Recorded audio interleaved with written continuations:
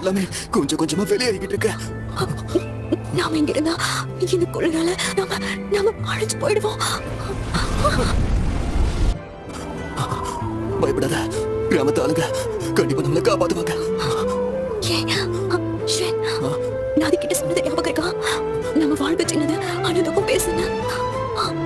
அதனால எதை பத்தியும் கவலைப்படாம நினைவுகளை சேர்த்து வச்சுட்டு போகணும். ஆமா, ஞாபகம் இருக்கா? அந்த டேண்டலியான்ஸ், அந்த படகு, அப்புறம் அந்த கோபுரம். எனக்கு எல்லாம் ஞாபகம் இருக்கு. நிஜமாவா? நல்லது. என்னது ஷேன்?